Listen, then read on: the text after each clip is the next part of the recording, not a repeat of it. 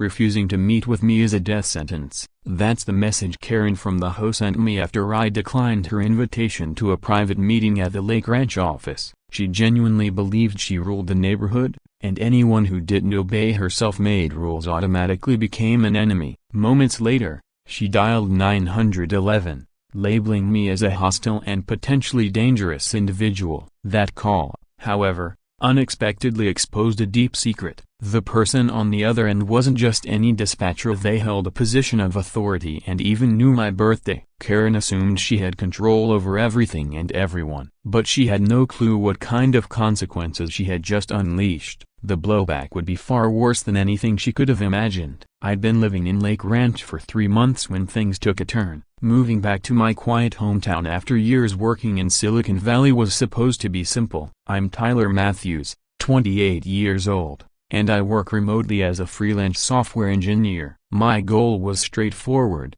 buy a peaceful home in a nice area, do my job from the comfort of my house, and finally enjoy a little calm. But I hadn't counted on Margaret Wellington, nicknamed Karen by pretty much everyone who ever had to deal with her. She'd been president of the HOA for 8 years, and during that time, she'd turned the neighborhood into her own private kingdom. It all started with a gate. Not just any gate, but a sleek, wrought iron security gate I had installed at the front of my driveway. It looked great, served a purpose, and was well within my property line as I'd confirmed it with 2 surveys. But apparently, Karen had her own definition of what fit the community aesthetic. The first complaint showed up in my inbox early Tuesday morning, labeled urgent and demanding immediate compliance. Even the subject line made me roll my eyes. She insisted I attend a private meeting at the HOA office to address a serious breach of neighborhood rules. She set the meeting for that Friday at 2 p.m. and no flexibility, no discussion. I reread her message,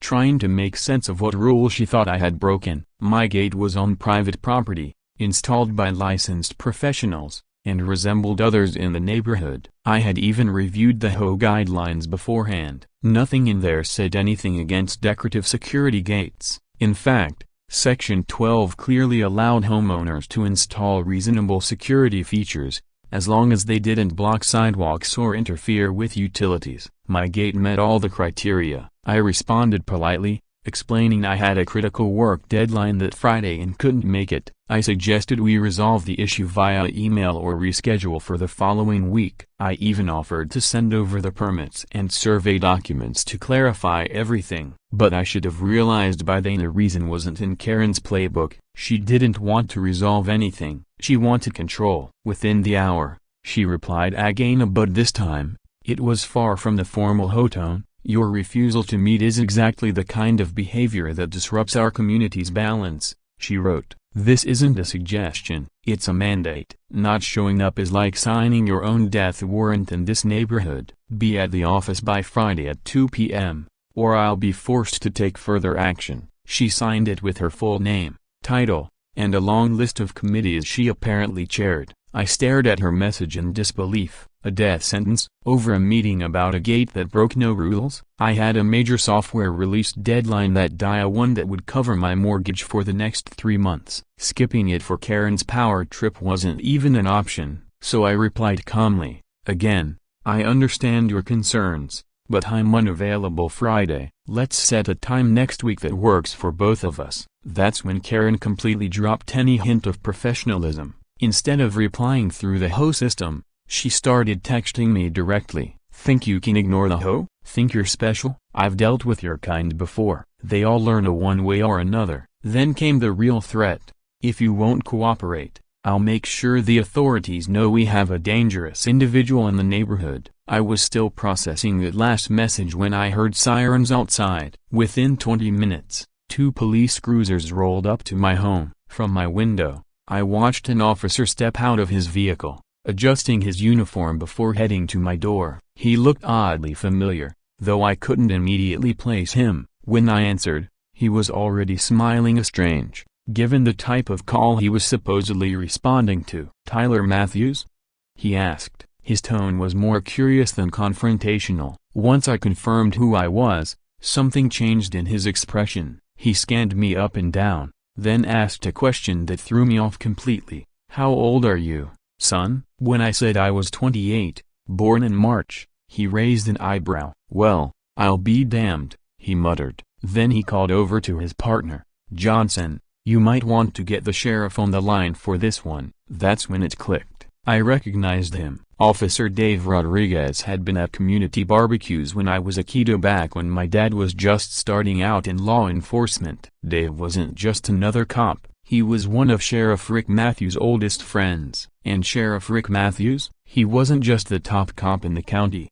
He was my father. Karen had unknowingly called the police on the sheriff's son. She'd reported me, labeling me a threat to the very department my father had led for over 15 years. The twist: most people here had no idea I was related to the sheriff. I'd kept that to myself since returning. I wanted to make my own mark, not ride on anyone's reputation. Dave seemed to be enjoying the situation. He leaned casually against my doorframe and asked, "So Broken Bar want to fill me in on this gate that's got Mrs. Wellington in such a frenzy?" I laid it all out for him. I showed him the documents, the permits, the survey results, even the section from the HOA rulebook. He followed along, occasionally chuckling at Karen's over-the-top accusations. She had no idea who she was messing with. "Death sentence?" Dave repeated, glancing at the message on my phone. "That woman is seriously delusional." After he left promising to file a report that would probably become an inside joke at the department, I sat alone in my living room,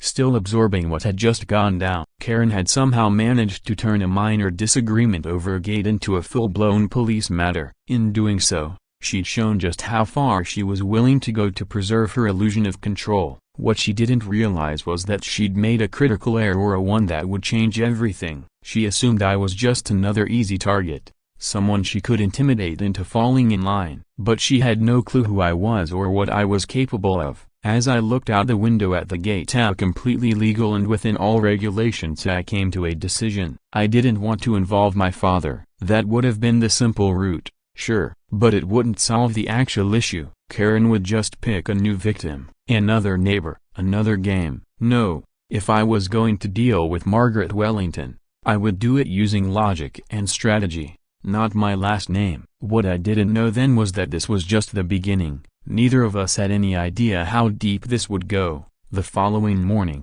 Dave Rodriguez called me directly. That alone was out of the ordinary, especially for a follow-up on what was technically a noise complaint. "Tyler, we need to talk," he said, his voice carrying a strange mix of seriousness and amusement. "Mind if I swing by? There's something from yesterday you ought to see." 20 minutes later, he showed up again, at this time dressed casually and clearly off the clock. He was carrying a folder thick enough to tell me this wasn't going to be a short chat. "Let's start here," he said as he settled into a chair. "Your dad hasn't heard about any of this yet. I figured you'd want a chance to handle it on your own before it gets back to him." That meant more than I could say. Growing up, my father had always emphasized that being the sheriff's son came with expectations and not perks. The last thing I wanted was to look like I was running to him the first time a neighbor gave me trouble. Dave seemed to understand that without me needing to explain it. "Now, about Mrs. Wellington," he said,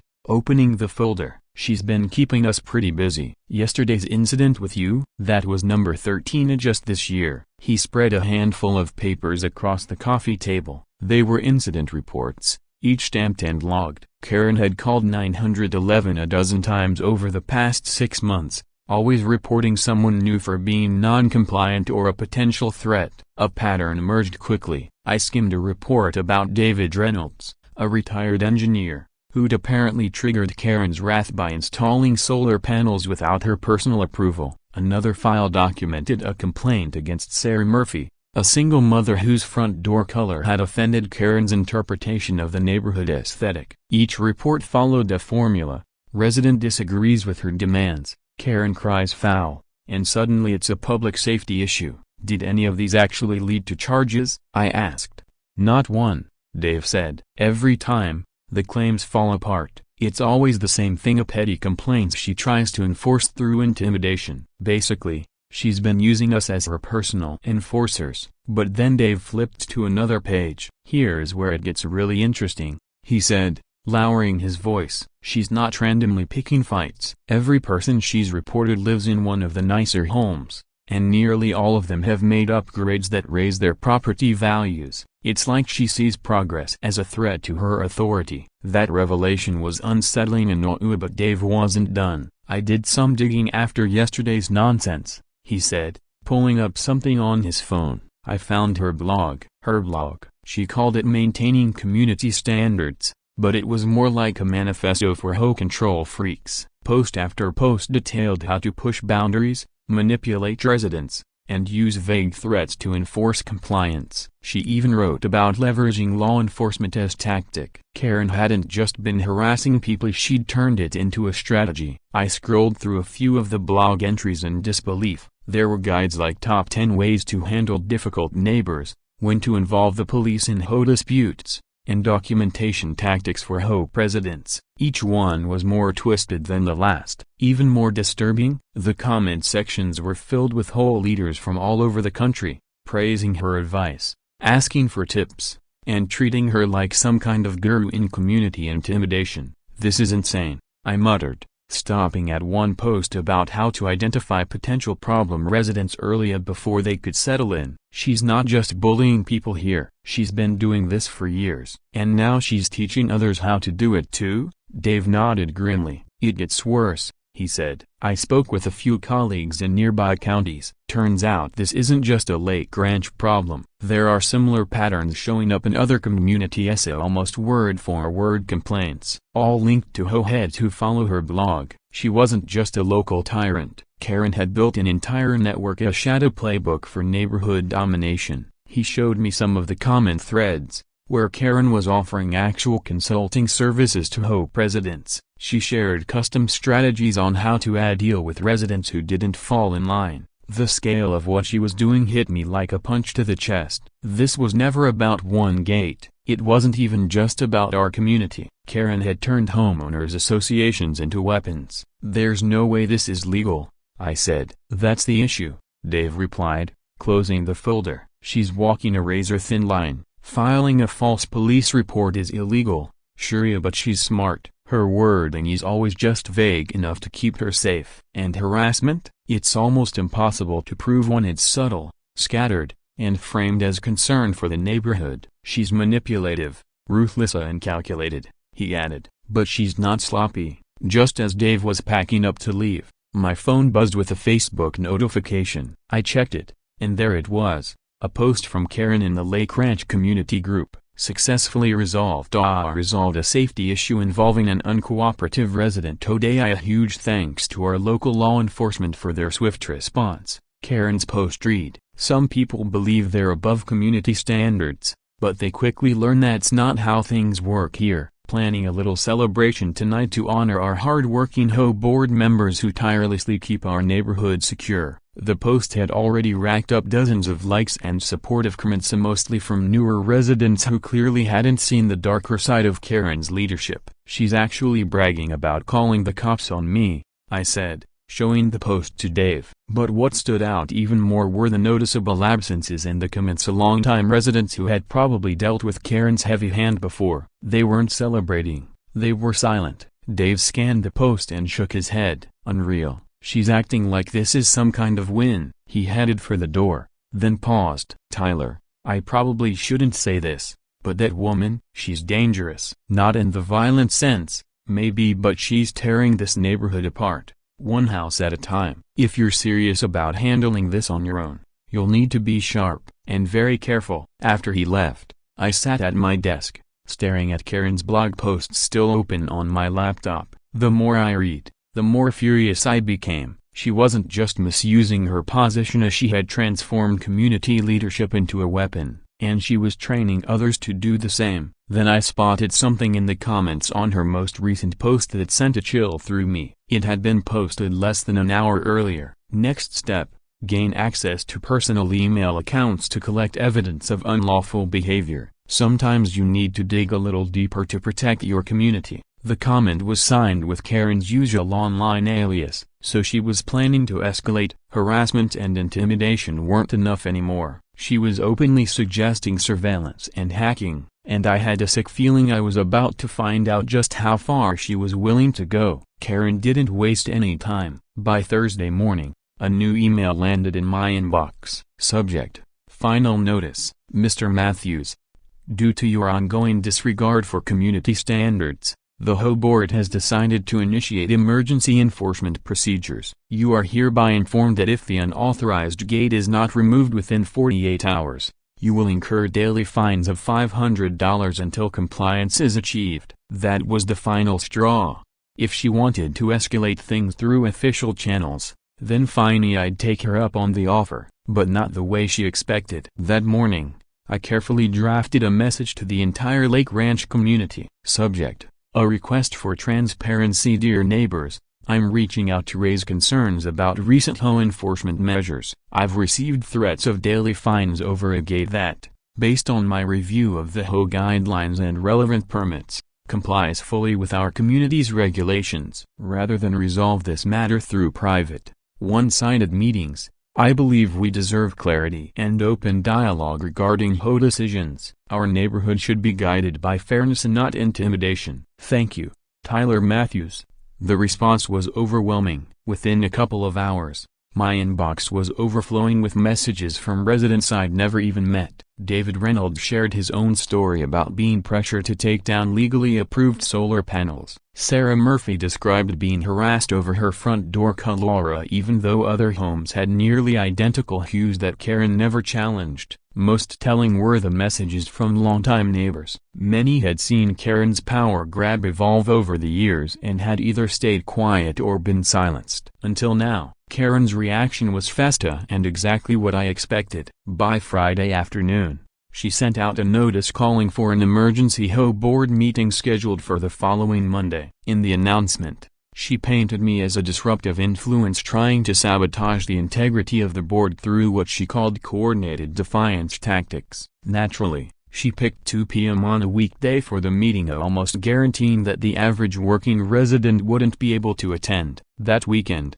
I decided it was time to take the gloves off. I've always been good with code, but that skill set goes far beyond writing clean functions. I know how to dig, how to find what people don't want found. And what I uncovered about Karen's digital trail made everything Dave had shown me look like child's play. Behind multiple encrypted layers on her personal computer were files that had absolutely nothing to do with neighborhood regulations. The first file I unlocked was a resident database far more detailed than any HOA would need. It contained personal data on almost everyone in Lake Ranch, social security numbers, employment records, family details, and financial histories. Karen hadn't just been enforcing HOA policies, she'd been compiling dossiers. But that wasn't even the worst of it. Buried deeper in her system was a chain of emails between Karen and a company called Premier Domestic Services. On the surface, the agency claimed to provide skilled household staff from overseas, but the communications painted a very different picture. According to the emails,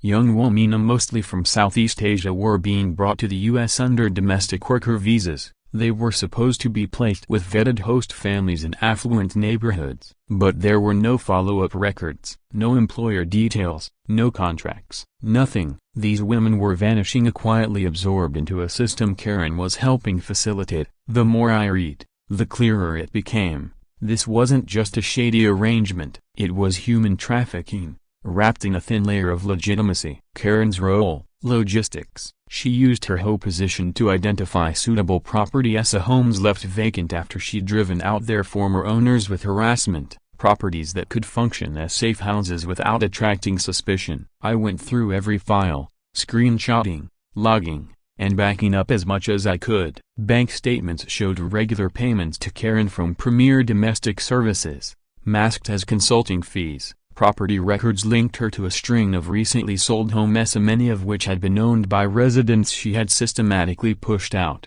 This wasn't a power trip anymore, it was a full-blown operation. Karen had turned her HOA presidency into a gateway for criminal enterprise, and now, I had the proof. The most horrifying discovery was a spreadsheet detailing the women who had been brought into the country. It listed names, ages, countries of origin, and arrival dates, every detail meticulously logged. But there were no departure records, no documented job placements, no indication that any of these women ever found the legitimate employment they were promised. Instead, there were vague notes referencing transfers and relocations. hinting that these women were being shuffled around like inventory. As I was transferring the files onto a secure backup drive, my phone buzzed with a text from an unlisted number. "Careful what you're poking around in. Some people here have friends you'd rather not meet." No signature, of course, but the timing was no coincidence. Either Karen had caught wind of my digging, or someone else in her circle was keeping tabs on me. I glanced out the window at our peaceful street, the same street that now felt like a stage for something much darker. How many of the problematic residents Karen had driven out had uncovered parts of this operation? It was clear Karen had engineered the ideal setting for her scheme, a neighborhood where questioning authority meant getting labeled a nuisance, where suspicion was punished, and where the curious were swiftly removed. But she'd made a fatal miscalculation. She went after someone with the skills to expose her network and the determination to see it through. Just as I finished backing up the files, my phone pinged again. This time, it was an email. "Tyler, we need to talk. You don't know everything about Karen Wellington, but I think you have information that can help. Meet me at Riverside Park at 8 p.m. tomorrow if you're ready to learn the truth." It was signed simply, "A friend." I had a feeling that meeting would change everything. Riverside Park was quieter than usual when I arrived just before 8. A few joggers and dog walkers passed by, but otherwise it felt empty. I'd come early to scope the place out. Karen had already shown she wasn't afraid to escalate things, and I wasn't going to walk into a trap unprepared. A woman in her 40s approached the bench I was sitting on, her eyes scanning the park nervously. I almost didn't recognize her. "Tyler?" she asked, her voice tense and strained. "I'm Elena Vasquez. I sent the email." Elena looked exhausted, dark circles under her eyes and the kind of tightly wound energy that only comes from living with a dangerous secret. She took a seat beside me, still glancing around as if she expected Karen to leap from the shadows at any moment. "I used to work for the HOA," she began. "Karen fired me 3 months ago after I started asking questions about where the money was going." Her story was hauntingly familiar. For 2 years, Elena had served as the HOA's bookkeeper, managing everything from contractor payments to event budgets. But when she noticed discrepancies in the financials, particularly large sums being paid to companies she couldn't verify, Karen's behavior turned aggressive. "She told me I was stepping out of line," Elena said bitterly, "that my job was just to process payments, not question them." When she asked for proper documentation for some of the larger transactions, Karen accused her of trying to undermine her authority. Then Elena pulled out the real bombshell. She had saved copies of the records Karen had ordered her to destroy. She laid out photocopied bank statements across the bench. Karen wasn't just being paid consulting fees, she said. She was collecting regular payments for so-called property management services. But the properties she claimed to manage didn't exist in public databases. It was just one layer of the scheme. The financial trail also revealed payments to shell companies, inexplicable cash transfers, and invoices for services that had never actually been rendered. But the most chilling part came next. "I saw them," Elena said softly, her voice barely audible. "Young women, barely more than girls, being brought to Karen's house late at night. They looked lost, scared, like they had no idea what was happening to them." Her account matched perfectly with what I'd uncovered in Karen's encrypted files. "There were times," Elena continued, "when Karen would receive a call and claim she had an emergency board meeting. She'd disappear for hours, often returning in different clothes, or with large sums of cash she'd funnel into off-book accounts. And Elena wasn't the only one who'd taken notice. She led me to a more secluded area of the park where 2 others were waiting, David Reynolds and Sarah Murphy, the same neighbors whose names had come up in the files Dave once showed me. David, a retired engineer in his 50s, had been quietly tracking Karen's movements for months. Sarah, a single mom and nurse, had been keeping detailed notes ever since Karen's vendetta against her escalated beyond HOA complaints. "We've been meeting like this for weeks," David explained, trying to put the pieces together. "Each of us had fragments, but until Elena reached out, we didn't have the full picture." Sarah added, "I work night shifts sometimes. I've seen vans pulling up to those supposedly vacant homes at 2 or 3 in the morning. Women stepping out, looking completely terrified. The pattern was unmistakable. Karen targeted homeowners with properties that could be easily converted into temporary shelters. Then she'd bombard them with citations and pressure until they either sold or left temporarily. Once they were gone, the houses were quietly handed over to people within her trafficking network. And the house 3 doors down from mine? It had been sitting empty for weeks. A broken bar. That house has supposedly been empty for 6 months,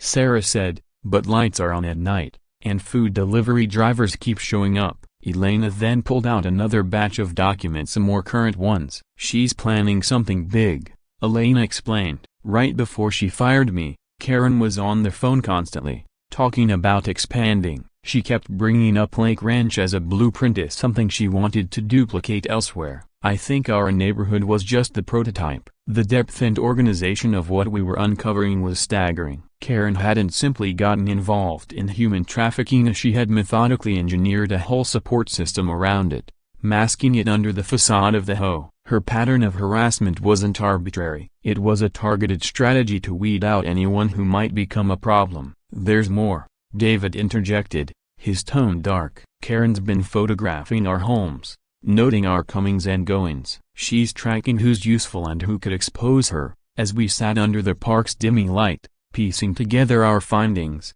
it hit me Karen wasn't reacting anymore, she was executing a plan. Elena's termination, the intimidation tactics against Sarah and David, even her aggression toward me, it was all part of a broader design to neutralize threats before they became problems. But there was something Karen hadn't anticipated, something that might upend her entire operation. I need to tell you all something, I began, glancing at each of them. Karen made a huge mistake when she called the cops on me. She doesn't know who she's dealing with. Before I could continue, my phone vibrated. A new text, this time from Karen herself. Mr. Matthews, you have 24 hours to remove that gate or I will be filing for a restraining order. I have ample evidence of your threatening behavior and will ensure you're removed from this community permanently. Elena read over my shoulder and exhaled sharply. She's accelerating faster than I thought. Karen only makes threats like that when something big is about to go down. As we left the park, each of us carrying fragments of the bigger picture, I realized we had become an unlikely alliance. But we were possibly the only defense standing between innocent victims and a trafficking ring that stretched far beyond our sleepy neighborhood. Karen Wellington was about to learn the hard way, as she had picked the wrong community to manipulate. The next day passed in a whirlwind of tense planning and quiet urgency. We agreed to reconvene that evening, each of us bringing any new findings. But Karen wasn't sitting still. By midday, she had already submitted a formal complaint to the city about my supposedly dangerous skate. By mid-afternoon, she was spreading rumors across local Facebook groups, labeling me a potential domestic terrorist and a threat to neighborhood safety. What Karen didn't realize was that her overreactions were playing right into our hands. Every baseless accusation, every exaggerated report created a paper trail of proof of a sustained harassment pattern. Elena had been guiding us on how to properly gather and preserve evidence. We weren't just documenting neighborhood drama anymore,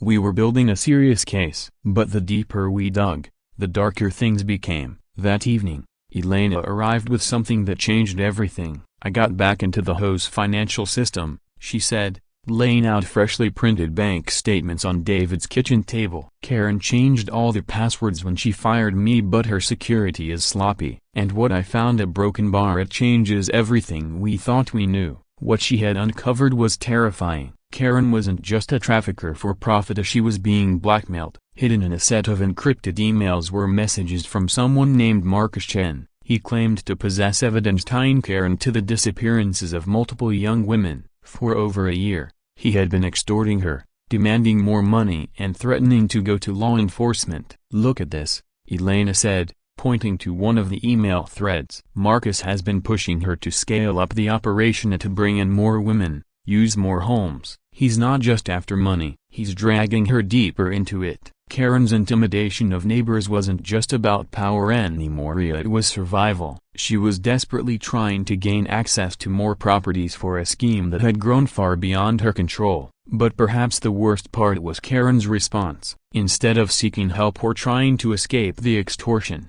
She had thrown herself deeper into the criminal network. More recent emails showed her actively recruiting HOA leaders from nearby communities, teaching them her methods for acquiring homes and silencing opposition. Karen wasn't just trapped. She was expanding. David had been investigating from a technical angle, using his engineering background to track movements. "I've been logging vehicle activity in the neighborhood for the past month," he said, holding up a detailed chart. "There's a system at certain times, consistent patterns. It's like a logistics network. She's not hiding the women here, she's moving them through on a schedule." Sarah, drawing on her medical background, had been focusing on the human side. "I've been studying the psychological signs of trafficking," she said softly. "The fear, the confusion, the way those women carry themselves. This isn't just fear, it's control, a deep, psychological manipulation. They've been through trauma." We were assembling a puzzle that painted a horrifying picture. And just as we were preparing our next steps,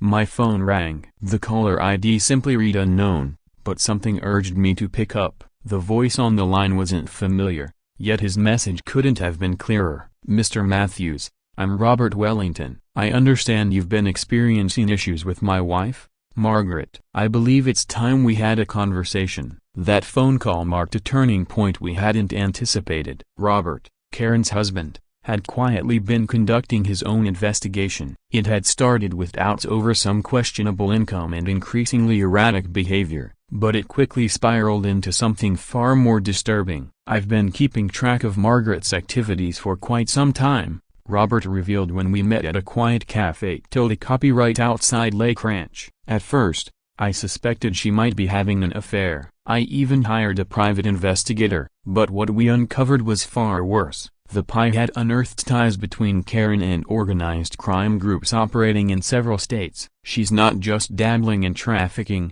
Robert explained, sliding over photographs and financial statements. "She's a key player organizing the transport of women through a network of suburban neighborhoods spanning the region." Lake Ranch is just one stop. The evidence was overwhelming. The bank records traced payments from shell corporations linked to trafficking rings. Travel logs matched Karen's visits to cities housing other parts of the network. Most damning of all were audio recordings of Karen's voice calmly discussing logistics, coordination, and relocation schedules. "I've been trying to figure out a safe way to expose all this," Robert confessed. "Margaret's paranoia has been increasing, and she's become aggressive. I suspect she knows I'm onto her, but when I saw her lashing out at you through those whole complaints, I knew she felt threatened by your digging." Elena sifted through the materials, shaking her head in disbelief. "This isn't HOA corruption anymore," she said. "This is the kind of case federal agencies take years to unravel. We're sitting on evidence of an international trafficking ring." The weight of what we had learned was enormous and dangerously beyond the reach of our small group. David voiced what we were all thinking. "We have to take this to the authorities, but we need to be strategic. Karen's been manipulating reports and officials for months. We can't just hand this over to anyone." Sarah nodded, her voice firm. "And we need to watch our backs. If Karen finds out how deep we've gone, she won't stop at nuisance complaints." As we wrapped up the meeting, Robert handed me a card. "There's an FBI agent you need to talk to, Patricia Morrison. She's been investigating trafficking rings in this region for years. This might be the break she's been waiting for." That decision of bringing in federal law enforcement felt both empowering and frightening. What began as a neighborhood dispute had turned into the exposure of a criminal network that spanned states. Karen wasn't just a neighborhood tyrant, she was a high-level coordinator in a system that destroyed lives. And now, she knew people were onto her. The emergency home meeting Karen had scheduled was set for Monday afternoon, but by Sunday night, it was clear it wouldn't unfold the way she had planned. Word had started to spread. Karen had gone public with her accusations against me, but instead of rallying support, it stirred suspicion. Elena had been quietly speaking to neighbors, planting seeds of doubt about Karen's leadership without revealing the true nature of our investigation. By Monday morning, over 60 residents had confirmed they'd be attending the meeting, a far more than the usual crowd. Robert had spent the weekend working with Agent Morrison, who had been tracking trafficking operations in the region for 2 years. She was especially interested in the financial records, travel logs, and communications we'd uncovered. "We've been trying to identify the coordination hubs," Agent Morrison told us during the late-night conference call. "Your evidence fills in several critical gaps. With this, we can move in and rescue victims." The plan was straightforward but risky. Let the meeting proceed as Karen intended. FBI agents would be stationed just outside the community center. Robert would present the evidence publicly. Elena, David, Sarah, and I would attend as ordinary residents but be ready to support the claims with everything we had collected. Agent Morrison emphasized one thing above all: our safety came first. Still, she couldn't overstate how crucial this meeting could be for the women trapped inside Karen's operation. Karen arrived early, 30 minutes before the meeting, flanked by a lawyer I didn't recognize and a camera crew from a local TV station. She clearly intended to turn this into a spectacle, hoping to frame me as a menace while painting herself as a vigilant community leader. What she didn't anticipate was the crowd waiting and Sadia residents no longer blindly loyal, and many now skeptical of her authority. They were asking pointed questions about her decisions and her behavior. Karen stepped to the front, voice carefully measured, yet laced with the false confidence she'd used for years to intimidate others. "Thank you all for coming. Today, we're addressing a serious threat to the integrity and safety of Lake Ranch. Mr. Tyler Matthews has repeatedly violated HOA rules and has engaged in a deliberate campaign to discredit our leadership and spread dangerous lies." She turned and gestured toward me with practiced disdain, like an actor delivering her lines to a sympathetic audience. I stood, ready to respond. Before I had a chance to speak, two HOA board members, Janet Morrison and Bill Crawford, both longtime allies of Karina, jumped to her defense. "Karen's been an outstanding president for the past 8 years, Janet announced, her voice firm. "She's preserved our property values and kept this neighborhood safe from exactly this kind of disruption." Bill quickly chimed in, nodding in agreement. "What we're seeing is a calculated attack by someone who clearly has no respect for community standards." Their statements stirred up exactly the kind of division Karen had always capitalized in, but they also set the stage perfectly for Robert to make his move. As Karen presented her so-called evidence against me, mostly printouts of emails I'd sent requesting HOA transparency, Robert Wellington stood from the back of the room. The crowd hushed almost instantly as heads turned to recognize Karen's husband, a man who hadn't been seen at HOA events in months. "I think it's time this community hears about some other evidence," Robert said, his voice steady and echoing through the room. "Evidence about what my wife has actually been doing in her role as president." Karen's face drained of color as Robert began walking toward the front, holding a thick folder. The news cameras pivoted to capture the unfolding moment. "Robert, sit down," Karen snapped in a low, urgent voice, but he ignored her completely. "For the last 8 months,"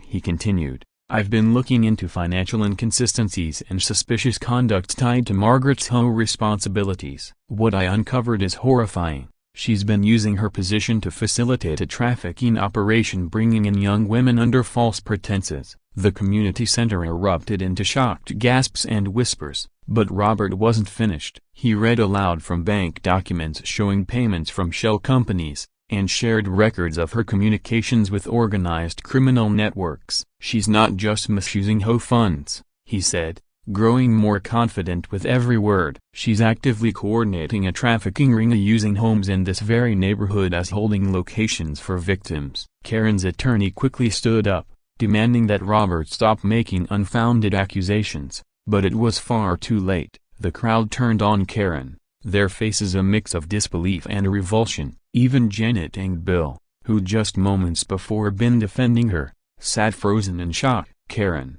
however, wasn't ready to back down. "This is absurd," she screamed, pointing furiously at Robert. "He's mentally unstable and being manipulated by Mr. Matthews, who is orchestrating this whole thing to discredit me." Turning to the crowd, she raised her voice further. "Everything Robert just said is a lie. Tyler Matthews is the criminal here. He's hacked private systems and threatened members of our community." That's when the doors to the community center opened. Sheriff Rick Matthews entered, followed by FBI agent Patricia Morrison and 3 additional federal agents. The timing couldn't have been more dramatic or more damaging to Karen. Sheriff Matthews scanned the room, his eyes meeting mine briefly, a flicker of pride and concern passing between us. I'm here today not only as your sheriff but also as someone personally invested in this neighborhood," he began, his voice commanding. "We're currently investigating a human trafficking operation, and we have credible evidence that Margaret Wellington has been orchestrating criminal activity under the guise of HOA leadership." He paused,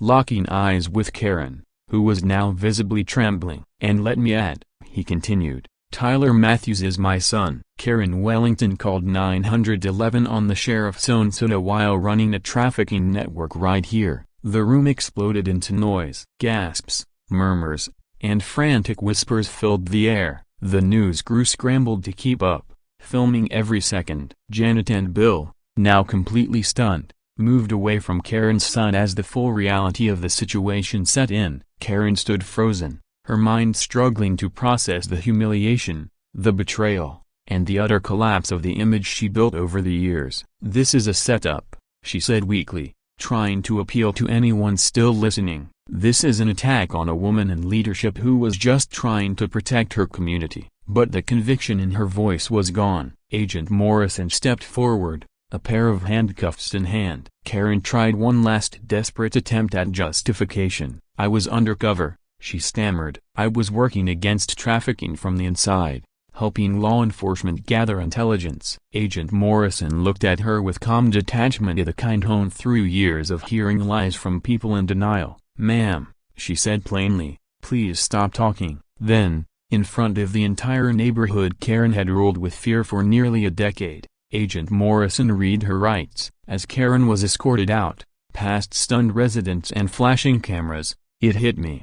Sometimes justice doesn't come quietly. Sometimes it walks straight through the door in full view of everyone you've ever tried to control." Karen Wellington had manipulated and intimidated our community for years, but in the end, her own ruthlessness was what took her down. Her arrest sent shockwaves through Lake Ranch and beyond. Within hours, the FBI carried out simultaneous raids on 4 additional properties across 3 different states, all tied to the trafficking operation she helped run. Agent Morrison later told us that 7 young women were rescued that same day, reunited with families who had been praying for answers for months, even years. The sheer magnitude of the criminal enterprise Karen was part of was overwhelming, but so was the relief that followed. The sense of relief that washed over us was indescribably. It was finally over. Karen, who had ruled Lake Ranch with absolute authority for 8 long years, was now facing serious federal charges that could lock her away for decades. By the next morning, the HOA board had convened an emergency session and voted unanimously to strip her of all positions. New rules for transparency were swiftly enacted to ensure no one could ever misuse their power again. Elena Vasquez was reinstated as the HOA's official accountant, this time with a clear directive: implement real oversight over every financial detail. And as for the gate, the simple wrought iron gate that sparked this entire storm, it was formally approved under the new leadership within days. But more meaningful than any policy change was the shift in the community itself. A neighborhood once silenced by fear began to find its voice. Residents who had been too intimidated to speak now eagerly participated in meetings and decision-making. David Reynolds and Sarah Murphy stepped forward as vocal champions for neighborhood safety and openness, using their experiences to encourage others to report suspicious behavior. Robert Wellington, surprisingly, played a crucial role in helping federal investigators dismantle the wider trafficking network. In exchange for his full cooperation, he was granted immunity. His meticulous records of Karen's illegal activities directly led to arrests across 6 additional states. As trial preparations began, Robert revealed a chilling truth: Karen had not stumbled into crime by accident. After suffering major financial losses from poor investments, she deliberately pursued ties to criminal enterprises, viewing trafficking as a lucrative business solution rather than the grave, inhumane crime it truly was. The trial attracted national attention, highlighting how organized crime can infiltrate suburban neighborhoods. Karen's legal team tried to cast her as a coerced participant, but the prosecution's evidence was damning. A trove of emails, money transfers, tapped calls, and survivor testimony, all pointing to her willful and active participation. The jury needed less than 3 hours to convict her on every count. One of the most powerful moments came during sentencing when residents were allowed to share victim impact statements. Elena spoke about the culture of fear that had gripped the community. David recalled nearly giving up his family's dream home because of Karen's harassment. Sarah shared the guilt she carried for not acting sooner, haunted by the thought of young women who may have been in danger nearby. When my time came, I focused on what Karen never seemed to grasp. Leadership isn't about domination, it's about trust, responsibility, and compassion. Margaret Wellington believed authority gave her permission to harm, intimidate, and exploit, but in the end, her own cruelty ignited the movement that toppled her. Sheriff Rick Matthews sat quietly in the back of the courtroom, pride evident in his expression. After the proceedings, we finally had the honest conversation we'd both been avoiding. "You did the hard thing the right way," he said, as we left the courthouse. "You could have called me when it started, but you chose to fight smart and fair. That says a lot about you." The irony hadn't escaped USA. Karen had called 911 to report me over a gay dispute, not realizing she was speaking to the father of the very person she was trying to frame. That call kicked off a chain reaction that exposed a sprawling criminal enterprise and saved lives. "Sometimes," my dad said with a wry smile, "the universe has a funny way of delivering justice." 6 months later, Karen's mugshot became an internet sensation. A viral meme captioned, "When you call 911 on the sheriff's son." It was everywhere, serving as a digital warning about the consequences of corruption and underestimating the people around you. That summer, Elena hosted a community barbecue right in my backyard, with my infamous gate as the backdrop for laughter and group selfies. Neighbors who had once kept their heads down were now swapping stories, planning street parties, and brainstorming ways to make Lake Ranch better. The fear that had once dominated our streets was gone, replaced by unity, shared responsibility, and real neighborly respect. As I stood there, watching kids play while adults organized a genuine neighborhood watch, not one used to intimidate, but to protect, I realized Karen's biggest failure wasn't getting caught. It was her inability to understand what truly makes a community strong. Real strength doesn't come from control. It comes from unity, from people standing side by side, doing the right thing even when it's difficult. That gate still stands at the edge of my driveway, but now it means something far more powerful than HOA regulations. It's a symbol, a quiet reminder that even the smallest act of resistance can uncover the deepest injustice, and that when people come together around shared values, no tyrant can stand against them. We've all dealt with that persona, the one who abuses their small slice of power. Whether it's a toxic boss, an overreaching HOA president, or a neighbor who thinks they own the block, bullies thrive on silence. But Tyler's story proves that you don't need wealth or connections to fight back, just courage, strategy, and the right people by your side. If stories like this inspire you, if you believe in standing up to injustice, be sure to like this video and subscribe to Ya Stories, because sometimes, just sometimes, the good guys win.